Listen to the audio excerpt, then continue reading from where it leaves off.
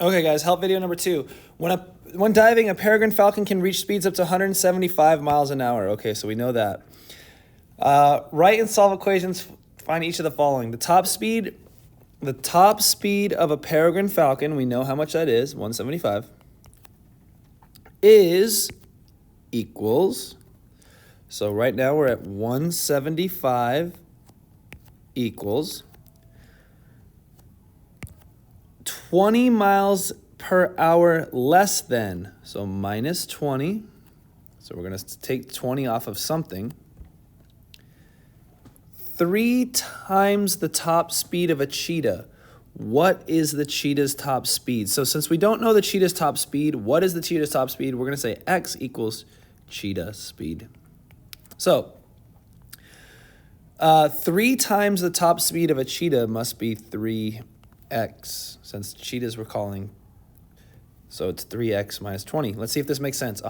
The top speed of the falcon, 175, is 20 miles an hour less, minus 20, 3 times the cheetah, because we're saying the x is cheetah. There we go. Solve that equation. A sailfish can swim up to 1 mile per hour less than 1/5 the top speed of a peregrine falcon. Find the top speed of a sailfish that a sailfish can swim. Top speed of a sailfish can swim. So x equals sailfish speed. Okay. A sailfish can swim up to, so a sailfish's speed is x equals 1 mile an hour less than equals something minus 1. So there's minus 1, right? 1 mile an hour less. 1/5 the top speed of the peregrine falcon. 1/5 the speed of 175 minus 1. So that was one where all the numbers are on one side. All right, C, figure out that answer. C, the peregrine falcon can reach speeds about 13 miles an hour more than, okay, so we know a peregrine falcon is 175, so 13 miles per hour more than 6 times the speed of the fastest human. What is the speed of the fastest human? So x is going to equal human speed. That's what they're looking for. So the peregrine falcon is 175. The peregrine falcon, 175, can reach speeds is equal to, that's kind of what they're saying there. 175 is equal to 13 miles per hour more than, so that's plus 13 more than something, 6 times the speed of a human. All right, well, we're saying we don't know exactly how much a human is. We're saying it's x, so 6 times x. All right, figure out that one. Number 10, if 12 less than 4 times the number is 8, the number is 5. Write a different sentence where the unknown number is also 5.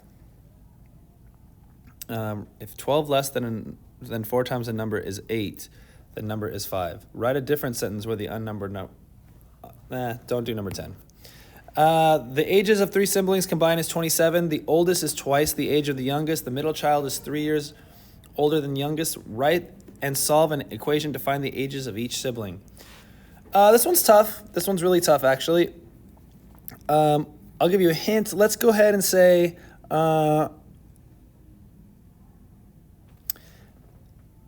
let's say x equals the youngest. So we have the oldest, I'll do over here, the oldest plus the middle plus the youngest equals 27. And we'll say x is the youngest. So we can plug in x for the youngest. Let's see if we know anything else. The oldest is twice the age of the youngest. So if the youngest is x, the oldest must be 2x. And the middle child is 3 years older than the youngest. So the middle child is the youngest plus 3. So if we add all those together, you should be able to figure out how much each one is worth. All right, let's see.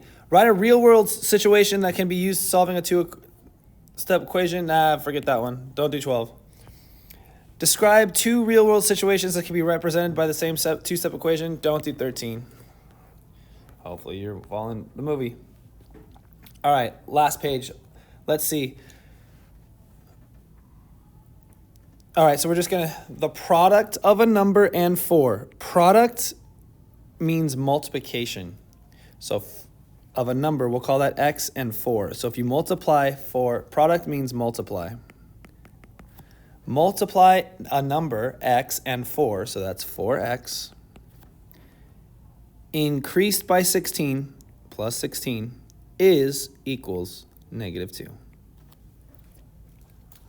12 less than 1/5 of a number is -7.